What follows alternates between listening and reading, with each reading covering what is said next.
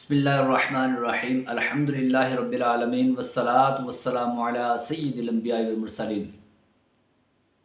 मेरे यूट्यूब के नाज़रीन, कैसे हैं आप? उम्मीद करता हूं कि आप सब खैरियत से होंगे और खालिक़े कायनात की बारगाह में दुआ करता हूं कि सबको अपनी हिफ्ज़ व अमान में रखे। आज का हमारा टॉपिक, जैसा कि मैंने अपने पिछले व्लॉग में कहा कि इंशाअल्लाह हम वज़ू, नमाज, गुस्ल और इस तरह के जो ज़रूरी शरई मसाइल हैं, हम इंशाअल्लाह उन पर अपने व्लॉग भी जल्द ही करेंगे। तो आइए, आज हम अपना शरई मसाइल के ऊपर पहला व्लॉग कर रहे हैं, जिसमें हमने वज़ू को मुंतखब किया है। वीडियो के एंड तक साथ रहेंगे तो इंशाअल्लाह बहुत सा इल्म दीन हासिल होगा। और इल्म दीन की बात चली तो आपको बताता चलूँ कि नबी करीम सल्लल्लाहु अलैहि वसल्लम की हदीस पाक है। हुज़ूर नबी रहमत सल्लल्लाहु अलैहि वसल्लम इरशाद फरमाते हैं कि इल्म दीन की मजलिस में एक लम्हा भर के लिए हाजिर होना, 1000 रकत नमाज नफल अदा करने, 1000 मरीज़ों की अयादत करने और 1000 नमाज जनाजा में शिरकत करने से अफजल है। तो ये इल्म दीन की महफिल है, इल्म दीन का ये प्रोग्राम है। तो आप व्लॉग को एंड तक सुनेंगे इंशाल्लाह, तो आपको बहुत से शरई और ज़रूरी मसाइल सीखने को मिलेंगे। तो आइए बिला ताख़ीर शुरू करते हैं। वज़ू के 4 फ़राइज़ हैं, जैसा कि कुरान पाक में आयत करीमा है। अल्लाह रब्बुल आलमीन इरशाद फरमाता है कि फ़ाग़तसिलू वुजूहकुम व ऐदियकुम इलल मराफ़िक़ि वमसहू बिरुसिकुम व अर्जुलकुम इलल काअबैन। तो इस आयत करीमा में 4 चीज़ों का हुक्म दिया गया कि अपने चेहरों को धो, अपने हाथों को कूहनियों समेत धो, अपने सर का मसाह करो और अपने पाँव को टखनों समेत धो। तो ये वज़ू के 4 फ़राइज़ हैं। इंशाअल्लाह हम अपनी इस वीडियो में इनको सुनने और समझने की और सीखने की कोशिश करेंगे। लेकिन वज़ू के लिए चंद एक सुन्नतें हैं, वो आपके गोशगुजार करता चलूँ कि वज़ू के लिए किबला रुख यानी खाना काबा की तरफ मुंह करके वज़ू करना ये सुन्नत है। और वज़ू से पहले वज़ू की नीयत भी कर लिया करें कि इंशाअल्लाह उसका भी सवाब मिलेगा। और वज़ू से पहले बिस्मिल्लाह शरीफ पढ़ना ये भी सुन्नत मुबारका है। और फिर वज़ू के अंदर हाथों की उंगलियों का, दाढ़ी का और फिर पाँव की उंगलियों का खिलाल करना ये भी सुन्नत है। वज़ू के अंदर मिसवाक करना ये भी सुन्नत है। और पूरे सर का मसाह करना ये भी सुन्नत है। आज़ाए वज़ू से ज़्यादा जिस्म का धोना, यानी जिस हिस्से का धोना फ़र्ज़ है उससे ज़्यादा का धोना ये भी सुन्नत मुबारका है। और एक ज़रूरी मसला वो भी याद रखें कि हम बाज़ औक़ात मस्जिद के अंदर ही वज़ू खाने होते हैं या मस्जिद के सहन के बिल्कुल साथ अटैच वज़ू खाने होते हैं। तो वज़ू करने के बाद नमाजी हजरात वैसे ही निकलते हैं, आज़ाए वज़ू से पानी टपक रहा होता है, चेहरे से पानी टपक रहा होता है और मस्जिद में चले जाते हैं और पानी गिरता जाता है। तो आज़ाए वज़ू से गिरने वाला पानी ये मस्जिद में गिराना ये मकरूह है। तो इसकी भी एहतियात क्या करें कि पहले आज़ाए वज़ू को खुश्क करके फिर मस्जिद में दाखिल हों। तो आए बिला ताख़ीर अब हम अपने वज़ू के फ़राइज़ की तरफ चलते हैं। अल्लाह रब्बुल आलमीन ने फरमाया कि फ़ाग़तसिलू वुजूहकुम, अपने चेहरों को धो। इसमें 2 बातें समझने की हैं। सबसे पहले कि शरीयत के अंदर फ़िक़्ह में चेहरा किसे कहते हैं, फिर यहाँ अल्लाह रब्बुल आलमीन ने धोने का हुक्म इरशाद फरमाया, तो फिर धोना किसे कहते हैं। तो आज हम ये 2 चीज़ें सीखने की कोशिश करते हैं। चेहरा कहते हैं फ़िक़्ह के अंदर के जहाँ से आदतन सर के बाल उगना शुरू होते हैं, वहाँ से लेकर ठोड़ी के नीचे तक, एक कान की लौ से लेकर दूसरे कान की लौ तक, इस हिस्से को चेहरा कहते हैं। इस हिस्से को चेहरा कहते हैं। तो पता ये चला कि इस हिस्से का धोना जो है ये फ़र्ज़ है। और जिस हिस्से का धोना फ़र्ज़ है, उलमा ने वहाँ लिखा कि उस हिस्से के हर बाल पर हर बाल पर कम से कम 2 कतरे पानी के बह जाएं तो फ़र्ज अदा होगा। अगर 1 कतरा या उससे कम पानी बहा तो फिर वो फ़र्ज अदा नहीं होगा। इसमें हमारे लिए एहतियात ये है कि आपने भी देखा होगा कि कुछ लोग होते हैं, चुल्लू में पानी लिया, चेहरे पर डाला और फिर हाथों से मान लिया और समझ लिया कि मेरा वज़ू हो गया है, मेरा चेहरा धुल गया है। हालांकि इस तरह चेहरा नहीं धुलता। अच्छे अंदाज से चुल्लू में पानी भरें, चेहरे पर डालें, फिर उसको मलें ताकि जिस जिस हिस्से का धोना फ़र्ज है वो हिस्सा गीला हो जाए। और फिर उसके बाद दूसरे चुल्लू में फिर पानी भरें, फिर चेहरे पर डालें, फिर उसको मलें ताकि अगर कोई हिस्सा खुश्क रह गया था तो वो भी तर हो जाए और उस तक भी पानी पहुंच जाए। और फिर तीसरा चुल्लू अच्छी तरह भरने के बाद चेहरे पर डालें और उसको अच्छे से मल के, तो यूँ करके हम चेहरा धोएंगे।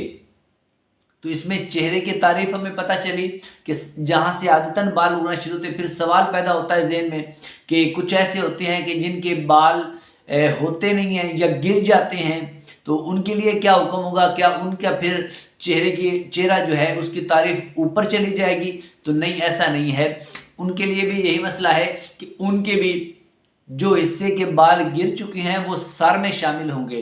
तो जहाँ पेशानी है वहाँ पेशानी से लेकर ठोड़ी के नीचे तक, एक कान की लौ से लेकर दूसरे कान की लौ तक का हिस्सा उनके लिए भी धोना फ़र्ज होगा।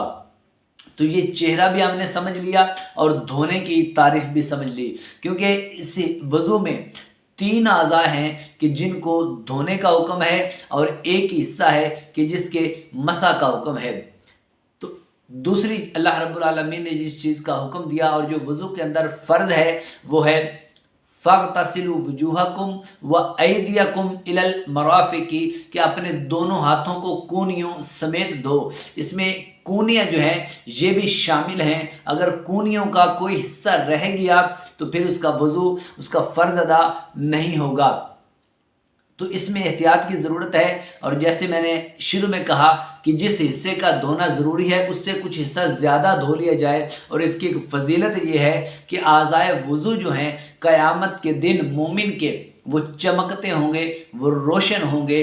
तो हमें चाहिए कि हम अपनी रोशनी को, अपनी चमक को बढ़ाएं ताकि क़यामत के दिन वो हमारे लिए फ़ायदेमंद साबित हो। तो ये चेहरा भी हो गया, दोनों हाथ कूनियों समेत धोना, ये दूसरा फ़र्ज है। तीसरा फ़र्ज मसा, और ये मसे के अंदर चंद एक गलतियां हम कर जाते हैं, वो आपको इंशाल्लाह मैं हाईलाइट करता हूँ। पहली चीज़ कि मसा इंदल अहनाफ, इमाम आज़म अबू हनीफ़ा रहमतुल्लाहि ताला अलैह के नज़दीक मसा जो है ये चौथाई सर का करना ये फ़र्ज़ है और पूरे सर का मसा करना ये सुन्नत मुअक्कदा है। पूरे सर का मसा करना ये सुन्नत मुअक्कदा है और चौथाई सर का मसा करना ये फ़र्ज़ है। तो अगर चौथाई सर से भी कम हिस्से का मसा हुआ तो फुक़हा इंदल अहनाफ, इमाम आज़म अबू हनीफ़ा रहमतुल्लाहि ताला अलैह के नज़दीक उस शख्स का वज़ू नहीं होगा, उसका फ़र्ज़ अदा नहीं होगा। और दूसरी जो एहतियात इसमें है वो ये है कि जिन हाथों से हमने मसा करना है, हमने नल से वो हाथ भिगोने के बाद और मसा करने से पहले वो अगर जिस्म के किस हिस्से से मस हो गए, जैसे हाथों को भिगोया मसा करने के लिए, लेकिन उसके बाद वो चेहरे के साथ लग गए या कूनियों के साथ लग गए, बाजुओं के साथ लग गए या किसी भी हिस्से के साथ लग गए और उसके बाद हमने उन्हीं हाथों से सर का मसा कर लिया, तो फिर मसा अदा नहीं होगा। क्योंकि जिन हाथों से मसा करना है वो जिस्म के किसी हिस्से पर नहीं लगने चाहिए मसा करने से पहले। तो ये एहतियात बहुत ज़्यादा ज़रूरी है कि जब हम हाथों को भिगो लें तो उसके बाद इन हाथों को जिस्म के किसी हिस्से के साथ नहीं लगना चाहिए।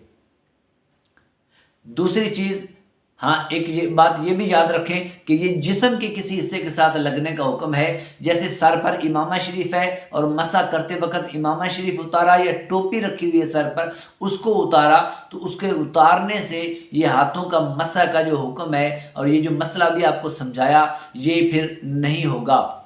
ये जिस्म के साथ लग जाने के साथ ख़ास है। और फिर तीसरी चीज़ कि मसे का तरीका क्या है, वो तरीका इसमें उलमा ने और हदीस पाक में इसके दो तरीके बयान किए गए हैं। एक आसान है, वो समझा देता हूँ आपको। वो ये है कि जब हम हाथों को तर कर लेंगे तो फिर दोनों अंगूठे और ये दोनों उंगलियां, ये जो शहादत की उंगली है, इनको दोनों को हम जुदा कर लेंगे। ये तीनों उंगलियां इनको मिलाएंगे और यूं करके हाथों को मिलाकर ये यूं रखेंगे, जहाँ से पेशानी के बाल उगना शुरू होते हैं वहाँ से लेकर ऐसे, और इसको यूं करके हम पीछे लेते जाएंगे और जहाँ तक बाल ख़त्म होते हैं वहाँ तक ले जाएंगे। और लेकिन इस दौरान ये दोनों उंगलियां और ये दोनों अंगूठे जो हैं ये जुदा रहेंगे, ये बालों के साथ, सर के साथ नहीं लगेंगे। अब ये दोनों उंगलियां जो हैं इनसे हम कानों का खिलाल करेंगे, मसा करेंगे, और उसके बाद दोनों अंगूठे जो हैं इनके साथ हम कानों की बैक साइड का मसा करेंगे। और ये हमारे हाथों की जो बैक साइड बच गई है इससे हम गर्दन का मसा करेंगे। तो इसमें भी आपने ये चीज़ देखी होगी कि जो चीज़ एक दफ़ा लग रही है वो दूसरी दफ़ा नहीं लग रही, और जो चीज़ नहीं लगी थी वो आगे इस्तेमाल हो रही है। तो ये बहुत ज़्यादा एहतियात की ज़रूरत है। और चौथा जो हुक्म है, फ़र्ज़ है, वो है दोनों पाँव को टखनों समेत धोना।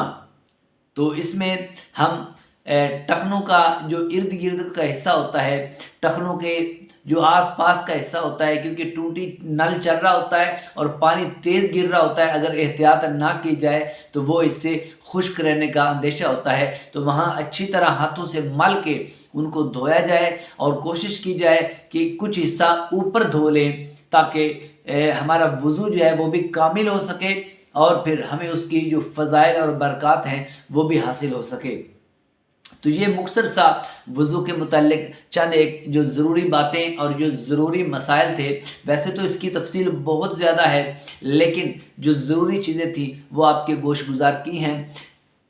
अगर मेरी ये वीडियो आपको अच्छी लगे तो मेरे चैनल को सब्सक्राइब कर दीजिएगा, बेल आइकन के बटन को क्लिक करके अपने खूबसूरत कीमती राय से कमेंट में ज़रूर आगाह कीजिएगा।